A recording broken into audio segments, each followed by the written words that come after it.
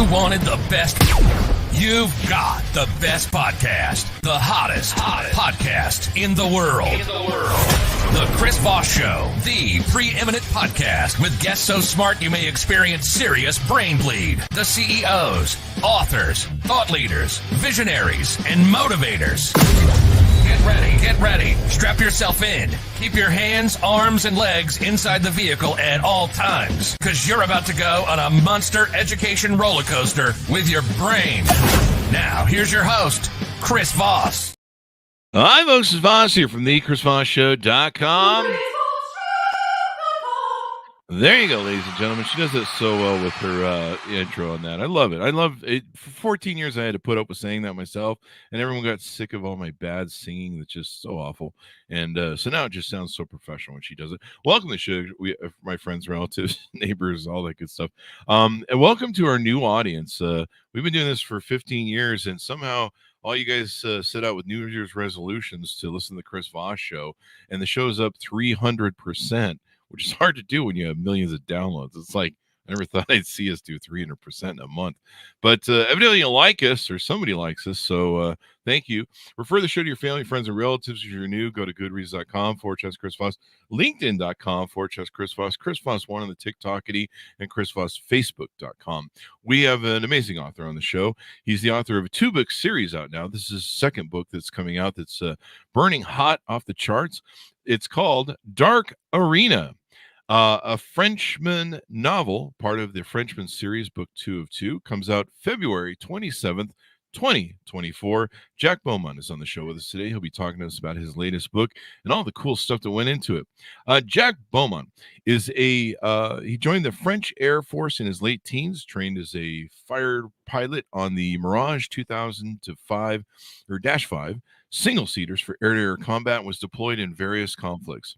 After being injured in a flying accident, he subsequently flew clandestine missions for French Special Forces and intelligence services before joining the DGSE, where he has carried out clandestine operations in the field under false identities. He has since retired from the DGSE and is married with children. Welcome to the show, Jack. How are you? Good, thank you. Thanks for having me. Thanks for coming. Do I have the pronunciation of your last name correct? What, Beaumont? Yes. Yeah. There you go. Want to make sure we nailed that. So welcome to the show. Congratulations on the new book. Give us your .com so people can find you on the interwebs. You can find me especially on Instagram or with the Jack Beaumont _official. And other than that, I mean, the book is on Amazon, Goodreads, everywhere. There you go. So the book, The Frenchman, was a huge hit in the first book in the series and very popular. Tons of reviews on the old Amazon and Goodreads there. Tell us the 30,000 overview of the new book and what's inside. So the new book actually takes the same characters as the first book, but it's a different mission, different story. And it's very much actual because it's related to what happened between Russia and Ukraine, and all the gas battle on the Med Sea at the moment, which leads back to the situation between Russia and Ukraine. There you go. And so tell us who the lead character is and how you developed him.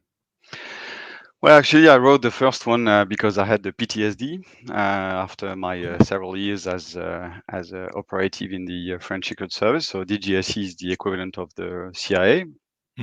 And I had 5 different IDs on which I was turning all the time, and I had to do some very, very silly stuff of a day or overnight, and then I had to come back home and be a father and a husband. Yeah, which is the hard part, which is not like Jason Bourne or James Bond. So I wanted to write about this and to get rid of my PTSD. So I started to write the book thinking that it was not going to be published and that no one would really care about it. And so basically the main character is based on my real life. Wow. So the main character is called Alec, and he's married with 2 kids. And what I really wanted to express in the book is those feelings of being in clandestine operations under false identities, waking up a guy with a gun on his forehead, and then you come back home and you have to be a father and a husband and go and buy the milk. Take out the garbage. That's Yeah, sort of the like, it's probably quite the head spin. I mean, especially having 5 identities. It's yeah, wow. yeah. Yeah. I have 5 Yeah. identities, but they're mostly personalities.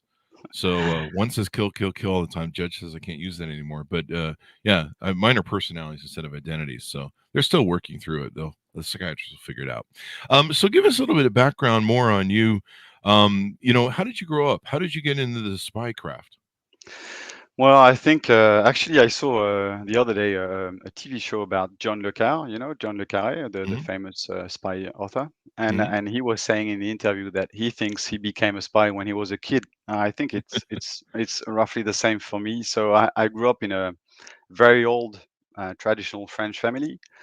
So my great grandfather was one of the main general of Napoleon, and my grandfather was one of the only few Free French forces who made a D-Day in Normandy with the American forces, Oh wow. and who was the first Frenchman to enter the Eagle Nest in Berchtesgaden in the house of Hitler. Oh wow. So I was raised in this very traditional old family with this lineage, coming from my ancestors. Hmm. And my parents were fighting, heavily fighting. Their couple was not very successful, so they were heavily fighting, and mom tried to suicide a few times, this kind of stuff. So the childhood was a bit traumatic. Oh wow.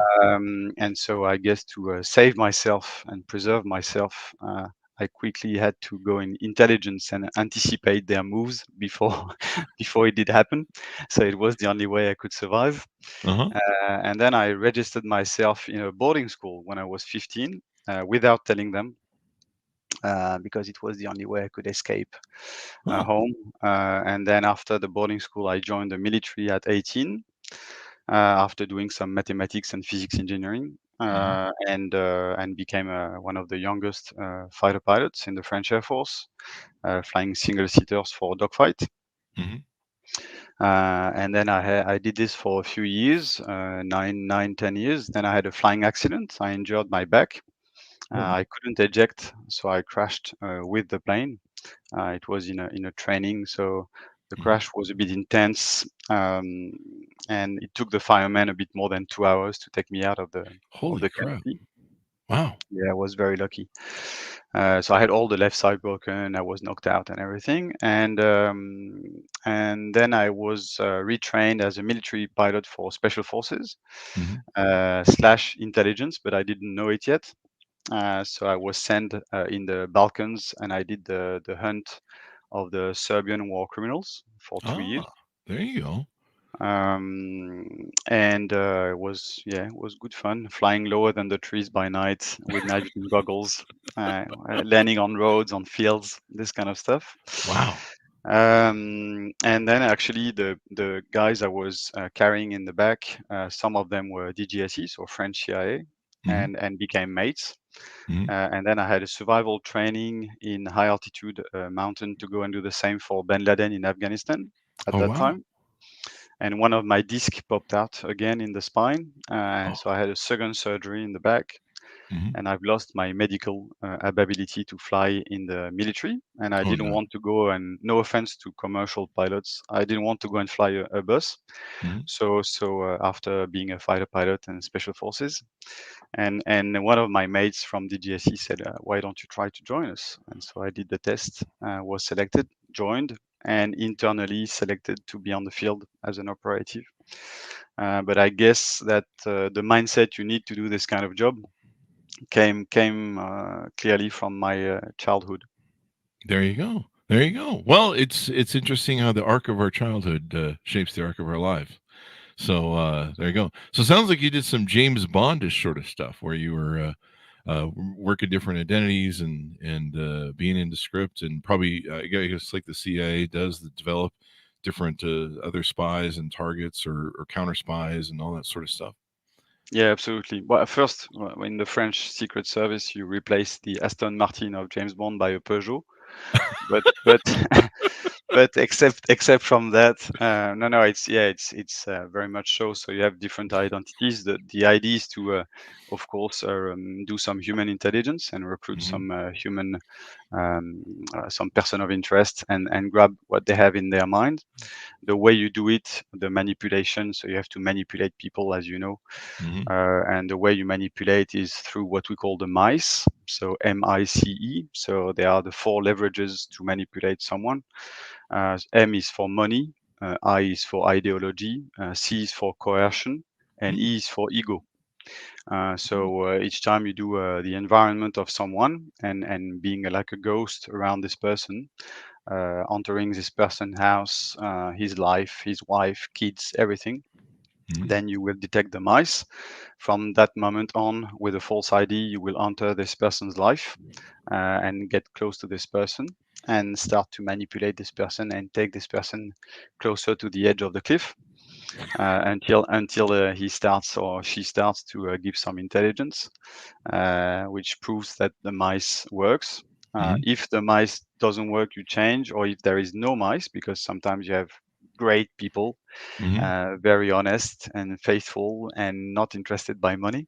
Yeah. It does happen, Mm-hmm. and that's good. But then you have to create the mice. So you have to Yeah. destabilize their lives Mm-hmm. so that you have a leverage.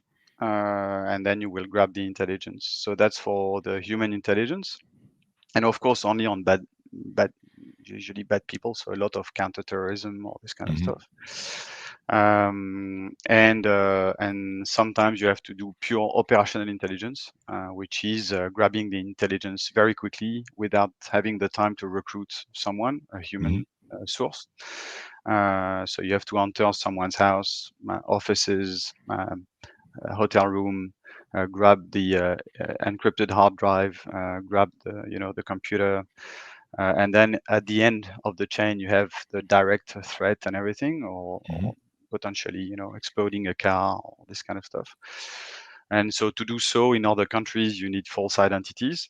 Mm-hmm. And of course, you must never be linked to France or to the DGSE. So Ah. if something bad happens, you by yourself, you're on your own. Wow. And the way you enter the country, sometimes, especially nowadays with biometric systems, the way you enter the country can be very James Bondy by jumping out of an aircraft or this kind of stuff. Wow. That sounds very James Bondy and very Mission Impossible. So if you're Well, caught in this mission, we'll deny any.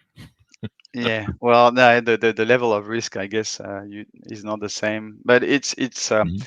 the issue, I guess, with that is that you see the worst of the human nature. Wow. Because by definition, the people you have to approach and recruit are especially are a bit evil sometimes. Mm. And you can't fight the evil by being an angel. So you have to develop your own dark side as Wow. much as you can to be able to be on the same level as those people you have to recruit. And that's where bad things happen, is that you end up losing yourself. Wow. And that's why you need generally to be married actually when you are Mhm. recruited, so that something is hooking you back and grounding you back to your real Oh, wow. life. Wow. um, but it's very hard, and usually a divorce is the rule, and unfortunately suicide is also the quite a Yeah. high percentage in the company. Yeah. Yeah. That's crazy. But you guys stand in the precipice between us and the darkest parts of the world. Sometimes we don't even hear about how you guys stand in between things and change the course of history. Yeah. They did a test on me to see if that mice worked and money and all that stuff. None of it worked. You know what worked? They call it the T, No. tacos. Tacos. I can be bribed with tacos to do anything. Yeah. So I have to be Okay. very careful. Well, There you go. There's a lot of Mexican spies that infiltrate me. So there's that. yeah. Through So tacos. so this all translates into how you've written the books, shaped them, the characterization of the people in them, and of course, probably different plot lines. You know how the guns work. You know how all the different aspects of the spycraft trade works. Um, what tell us more about some of the players that are in the new novel. Players, you mean in the character side of the book Characters, the or the good, the real? bad, and the uglies. Okay, yeah. Well, actually, you know what? It's very funny that you say that. The title I wanted, the working title I had for Dark Arena was The Good, the Bad, and Zelensky. There you go. The Zelensky. There you go. So is Yeah, Putin and Zelensky characters in this book then? yeah, Given the current yeah, war and yeah, stuff yeah, that's going on. yeah, There yeah, you go. yeah, yeah. There you So go. Putin, Zelensky, Kolomoisky, which is a well-known Ukrainian oligarch Mm-hmm. who sponsored the campaign of Zelensky.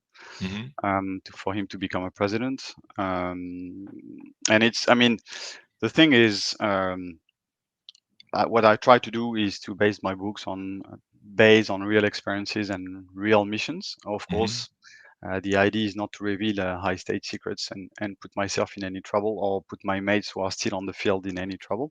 Mm-hmm. So that's absolutely not the case. And clearly, that's why it's a novel and it's not an autobiography in any sort, in any kind.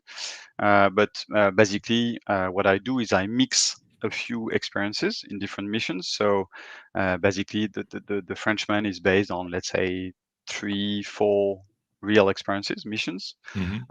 And I did personally, I did a bit more than 100 Wow. different missions. You got a lot of books in you. Well, except that the methodology we use is kind of always the same. Mm-hmm. So I don't want it to be, boring for the readers. So I guess I've got a few books more, but Mm-hmm. I clearly can't write 100. Otherwise, it's going to be the same kind of, spycraft and everything. So the first one is more about bacteriological weapons Mm-hmm. in Pakistan. And the relationship, of course, with the neighbor countries, and with the main terrorist plot to poison some water supplies of a massive city, Oh wow. and which was a real threat actually. And in the second book, yeah, it's more about the gas battle with Nord Stream 1, Nord Stream 2, East Med gas pipeline, Turkey Stream. So who is Oh feeding wow. Europe in gas and why all those guys are fighting? So Libya, Syria, Israel, Lebanon, Gaza Strip, Cyprus, Greece, Ukraine, Russia, you name it, and Europe, and of course US are very involved to export their liquefied gas. So it's all this geopolitical situation in which you have the spy plot. And then what I try to do is to put the real techniques, because you were talking about the gun. Mm-hmm. Actually, you hope, you really hope that you won't have to use a gun if you do well your job. Oh yeah. Normally, you are meant to be someone else. If you take a gun out, it means you are a spy. Yeah. That would be a Uh, giveaway, wouldn't it? so we communicate, like for example, in clandestine communication, we communicate with little stickers that Mm-hmm. we stick in different places, which they mean different things. All those spycraft, how you check if you're followed, how you drop the tail, all this kind of stuff, and of course a bit of action, because there is a bit of action in the real job. Yeah, definitely. And you've seen it. How does your portrayal of espionage differ from the common, this Hollywood narrative that we have over here for spy stories? Well, the real espionage is, first of all, as I was saying, I mean, 90% of us are married with kids, because that's sign of mental stability. Mm-hmm. So basically, you are recruited thanks to the fact or because you're married, Mm-hmm. when actually what the company is going to ask you, or the job is going to ask you to do, is going to clearly push you away from that equilibrium. Mm-hmm. And in your yin and yang, you're going to develop the dark side clearly more than the white side, Yeah. and you're going to become all dark. And usually the cost is the marriage. So that's the main difference. And the second difference is that it's a very slow job, very dark, very very dark. Yeah. You have to befriend some people who are really evil. Mm-hmm. In the first book, there is the bad guy, and I really met him. And to give you an idea, I was trying to create the empathy, with him. I mean, you know the drill, with your background, and I was trying to create the empathy, and And I said, "Ah, you have kids, and you're married and everything." And he looked at me and he went like, "With what I intend to do of the world, I prefer not to have kids." Wow. And he was the top boss of the bacteriological weapon of his countries of Oh his wow. country. So yeah, he just wanted to destroy the whole world basically. Oh, watch the world Uh, burn. yeah, yeah, yeah. And so you have to face this kind of people. There is a lot of wait, observation, wait, following people, Hmm. observing, putting some mics, putting cameras, following the wife, following the kids, following the mistress, following and everything. Yeah. So it's much slower, and you have to plan ahead everything. It's not like in James Bond, or you just decide at the last moment, I'm gonna do this, and it's gonna work. Yeah. It suddenly works. Yeah, you need to plan all the what if. What if Yeah. this happened? What if this happened? What if this happened? You have to be ready for any kind of situation. Hmm. You have to be prepared. Yeah, I can see that. Yeah, I mean, Hollywood has to create a movie and cram it into 2 hours, and sometimes you see stuff that, like, sometimes the James Bond thing, it's a little too fantastical. Like, you're like, are Yeah. you serious? Like, Well, serious? I sold the rights of the Frenchman, the first one, to the Hmm. sons of John Le Carre. Actually, Hmm. they are the one who made the Night Manager and Little Drummer Girl. Hmm. And the scriptwriter adapting the book is Nick Pizzolatto, the guy the one who created and wrote True Detective with Matthew Oh McConaughey wow. and Woody Harrelson. Yeah, Yeah. it was a good series. So yeah, and he's an amazing guy. He's really Yeah. great. So he really gets it. He Hmm. really gets the spirit of that job. So if he makes something like True Detective for espionage, it would be amazing. Do you have any stars that Hollywood stars or French stars that you think would be good playing your characters?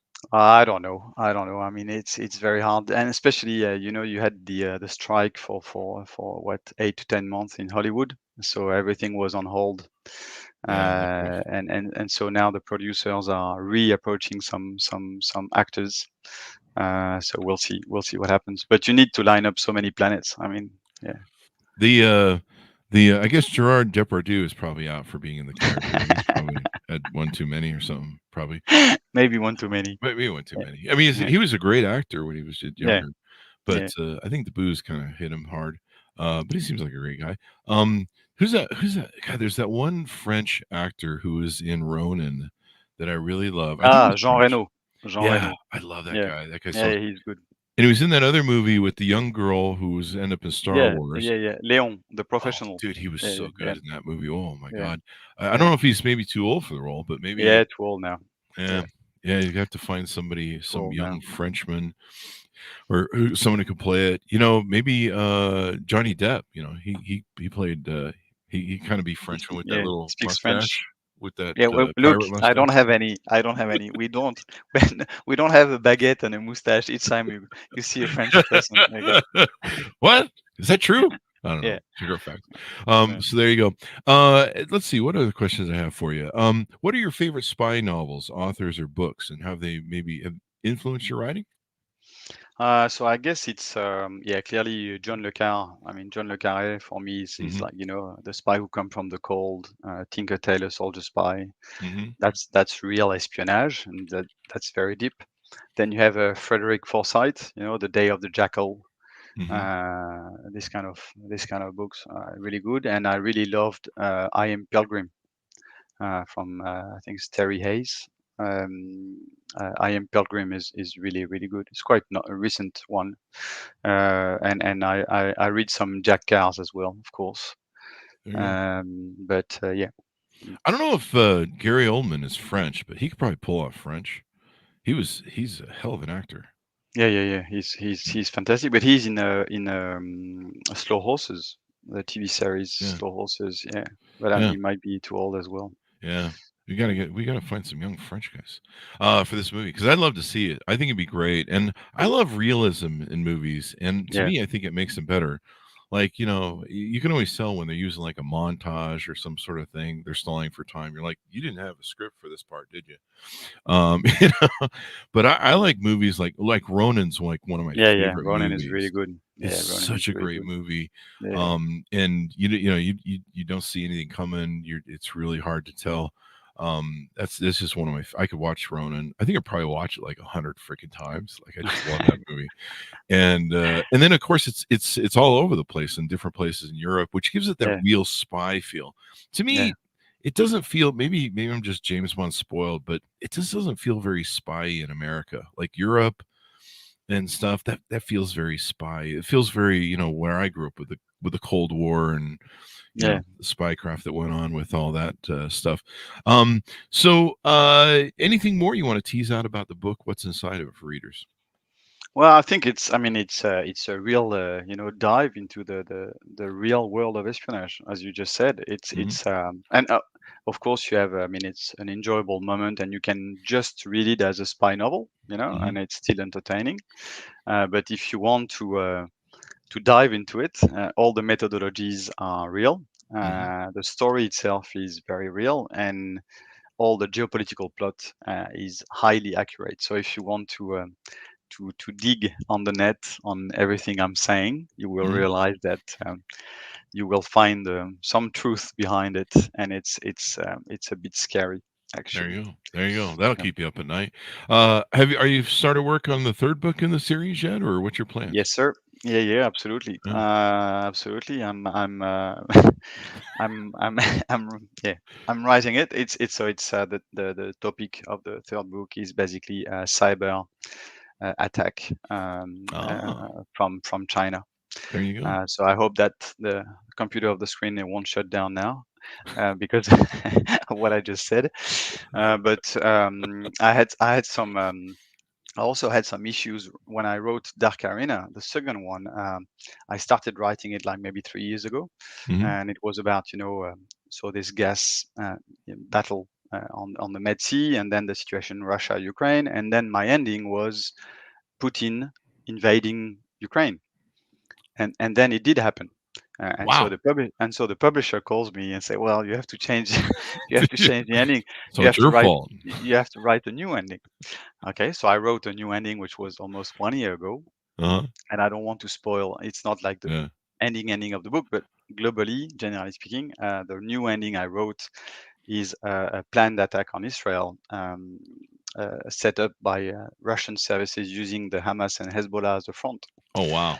So and then the book was printed, and it did happen. So Wow.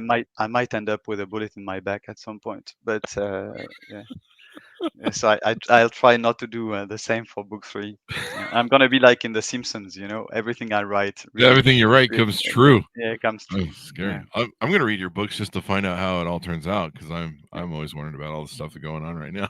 yeah. There you go. Well, Jack, it's been wonderful to be on the show. Give us your Thanks a lot. .com so people can find you on the interwebs. Yeah, so it's Jack Beaumont underscore official for Instagram, and I'm on LinkedIn as well. I'm on X as well. And then for Dark Arena and the Frenchman, you can order them on Amazon.com or Goodreads.com, looking for Dark Arena or the Frenchman, written by Jack Beaumont. There you go. Thank you very much, Jack, for coming on the show. Please come back for the next one. Thanks for having me. Thanks a Thank lot. you. Thank you. Thanks to our audience for tuning in. Go to goodreads.com/Chris Voss, LinkedIn.com/Chris Voss, Chris Voss one on the TikTokity, and Chris Voss, Facebook.com. Be good to each other. Stay safe, and we'll see you guys.